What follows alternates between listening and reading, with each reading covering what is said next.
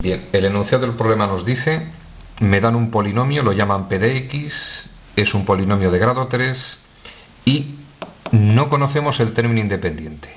Debemos hallar el valor de a en dos casos. Primer caso, para que este polinomio sea divisible entre x menos 1. Segundo caso, para que el resto de la división, al dividir este polinomio entre x menos 1, dicho resto sea, en este caso, 15. Empezamos el problemilla extraordinariamente sencillo. Mirad. P de x tiene que ser divisible entre x menos 1. Yo de esto saco varias conclusiones. Por ejemplo, primera conclusión que me viene a la mente. Si este polinomio, en el que no conozco a y debo hallarlo, es divisible entre x menos 1, el resto de esa división evidentemente tiene que dar 0. Segunda conclusión que voy a sacar. Si estamos partiendo de que al dividir este polinomio entre este, el resto de la división es 0, esa división es exacta, este polinomio es un divisor de ese polinomio. O lo que es lo mismo, ese polinomio es un factor de ese polinomio. X menos 1 me están diciendo de manera indirecta que es un factor de p de x. Y voy a sacar una tercera conclusión que me va a permitir resolver el problema de manera inmediata. Si x menos 1 es un factor, nosotros sabemos que conocidos los factores obtenemos las raíces. De la misma forma que si me dan las raíces, conozco los factores. Si tiene el factor x menos 1, más 1 es una raíz de nuestro polinomio. Y a partir de este razonamiento, extraordinariamente sencillo. Por definición matemática, raíz es aquellos números que sustituidos en la x del polinomio hacen que dé 0.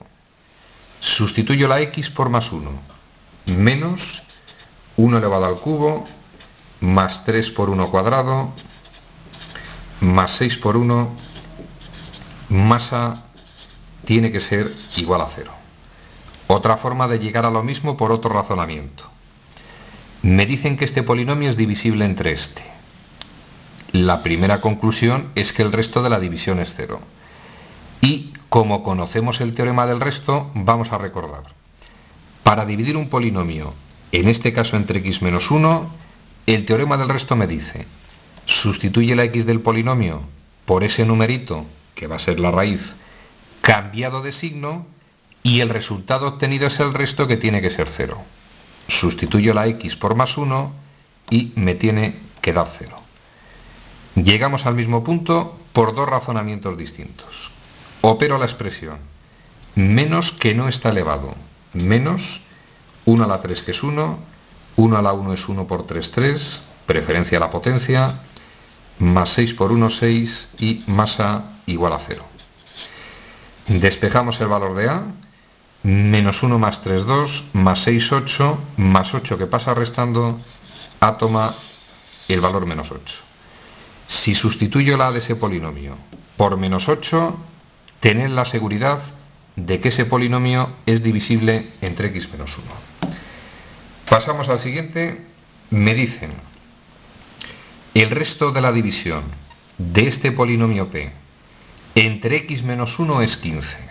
En este caso, el resto no es 0.